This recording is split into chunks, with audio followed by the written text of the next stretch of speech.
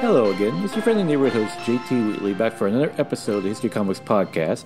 This time with another edition of classics with Wolverine by Christ Claremont and Frank Miller, the original 4-issue miniseries that was the first solo outing for the classic character that was launched back in 1982 and actually represented Marvel's second only limited series. This is, of course, the classic story when Wolverine goes on a solo out in Japan to look up his love, Mariko, only to find out her father, the criminal Shingen, has forced her into an arranged marriage, and Wolverine must figure out whether she still loves him and fight to free her hand. This is a great series. It has a fantastic combination between two legends at the time who were at the peak of their abilities. Of course, Christ Claremont writing, who, of course, his legendary run in X-Men is second to none to this day. And, of course, Frank Miller, who was just starting out at Marvel and delivering some epic, gritty artwork that's perfect for the Wolverine Logan character. And it also shows how Frank Miller is particularly, like, you see his early interest in Japanese culture with the imagery and so forth. And, of course, that would, of course, play off later on with his work in Daredevil and, of course, Ronin. Just classic work in general. And just a great miniseries. It's probably still one of the best Wolverine's tales to this day.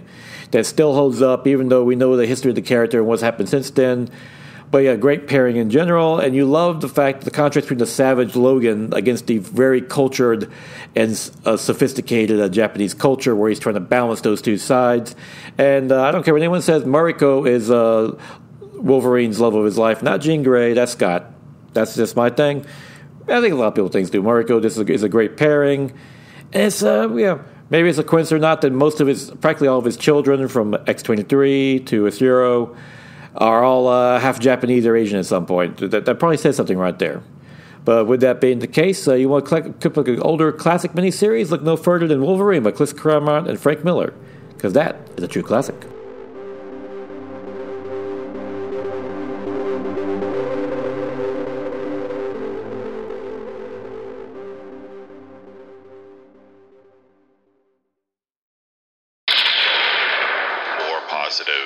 Than a New Day pancake, more fun than a super kick party. It's the wrestling podcast from the host, who is the hammer swinging, burrito eating, well, you know the rest, of Thunder Talk, Sexy Thor. It's the Ring of Thunder, found in the Thunderverse and among the great podcasts of the ESO network. And now it is July 20th, 2023, time for the favorite comic of the week. Alien, number 4, by Declan Shalvey and Andrea Briccardo, which sees the Wayne Utani's attempting to take over the scientific experiment by the Bata Yazan's family, only for a lot of crazy revelations that come about as the xenomorphs start popping up out of the ice. And we also learn about Bata herself and her partner Dayton, all while their daughter Sasha is freaking out by everything that's being revealed.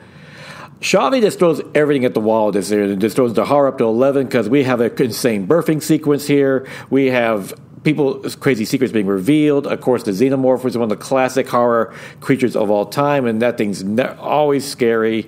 And it's matched brilliantly with Ricardo's gorgeous art, which is a great girl, like I said, depicting both the grissom, the horror, and the gore that's going on, also the Xenomorphs in general.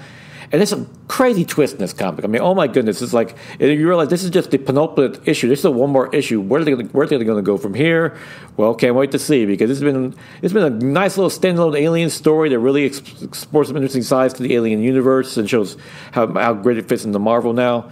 So yeah, if you're looking for a nice, creepy comic, even though it's July, but never too early to enjoy. I enjoy horror year round. That's allowed. It's not Halloween, it's horror. Horror is good year round. But check out Alien number 4, because that's a fantastic read. And if you look, and with that, join me again next week for it's probably going to be another edition of the classics.